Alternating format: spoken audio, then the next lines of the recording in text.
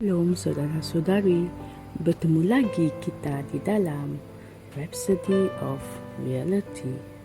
Ajaran Pastor Chris hari ini bertajuk, Adakah kamu mengharapkan kedatangannya?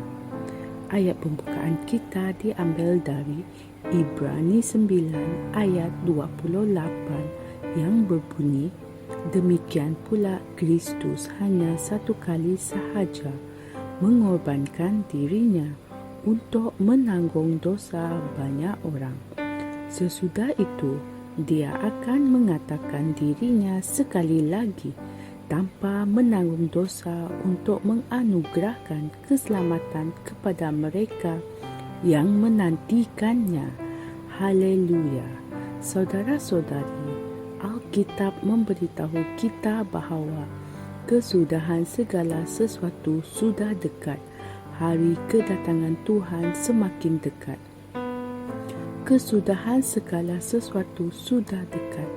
Kerana itu, kuasailah dirimu dan jadilah tenang supaya kamu dapat berdoa. Baca 1 Petrus ayat 4 hingga 7. Persoalannya sekarang adalah, adakah kamu menantikan kedatangannya? Adakah kamu mengharapkan kedatangannya? Tanyalah diri kamu sendiri. Terdapat orang Kristian yang tidak mengambil serius tentang perkara ini.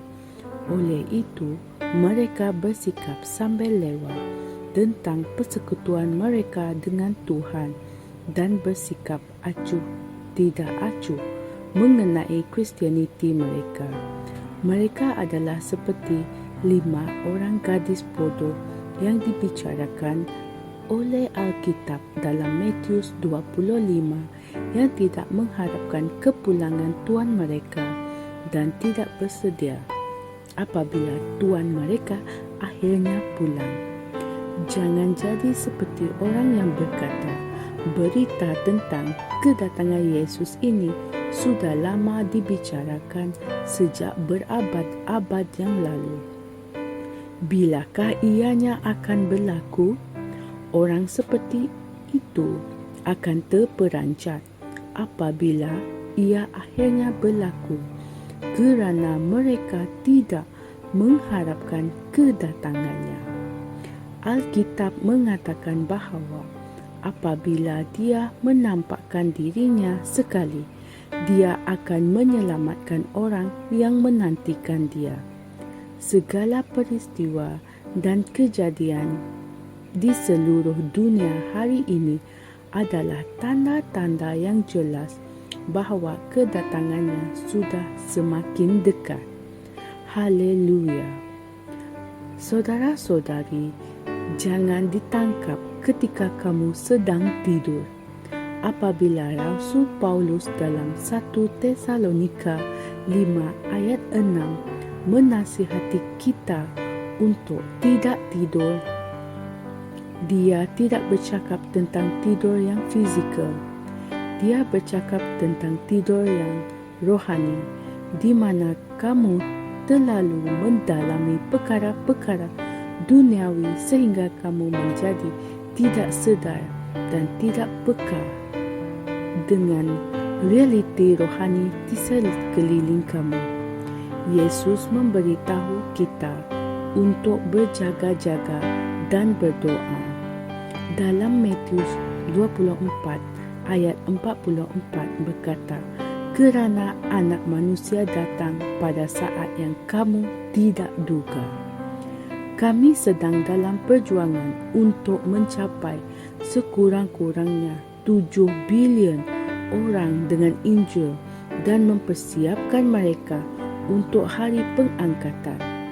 Jadilah sebahagian daripada perjuangan ini.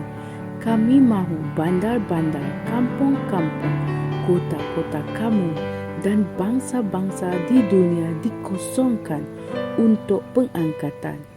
Inilah motivasi kami. Puji Tuhan.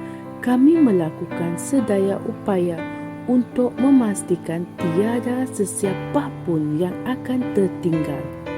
Lawati laman web www www.reachoutworld.org untuk mengetahui bagaimana kamu boleh menjadi sebahagian daripada perjuangan sedunia menyelamatkan jiwa ini.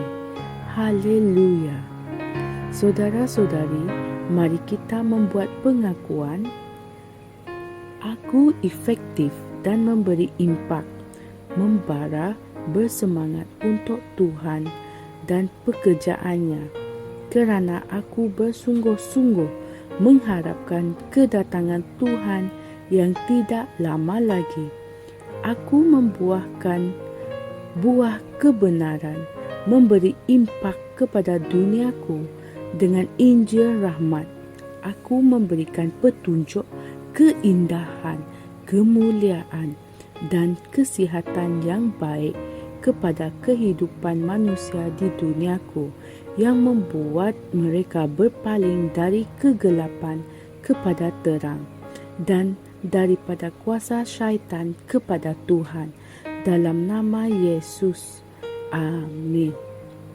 Renungan tambahan kita diambil dari Matius 24 ayat 14, Roma 13 ayat 11 hingga 14 dan Markus 13 ayat 32 hingga 36.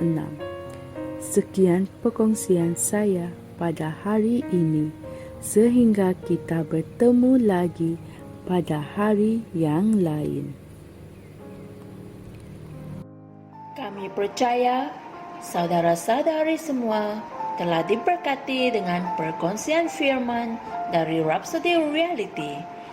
Bagi sesiapa yang ingin menjadikan Yesus Kristus sebagai Tuhan dalam kehidupanmu, kamu boleh mengucapkan doa ini bersama dengan saya. Ya Tuhan Allah, aku mempercayai Yesus Kristus, Anak Allah yang hidup dengan sepenuh hatiku. Aku percaya Dia telah mati untukku, dan Allah telah membangkitkan Dia dari kematian. Aku percaya Dia hidup hari ini.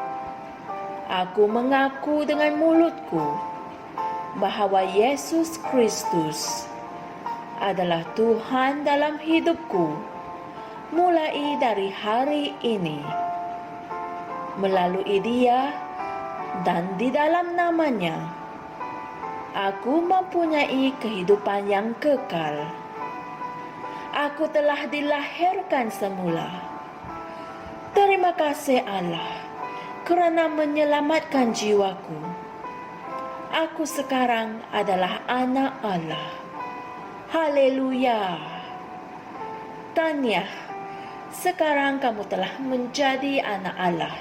Untuk apa-apa sebarang pertanyaan atau untuk mendapatkan lebih banyak maklumat mengenai bagaimana untuk bertumbuh sebagai seorang Kristian, anda semua boleh hantar mesej di akaun Facebook kami atau email kami di tni.msia@gmail.com.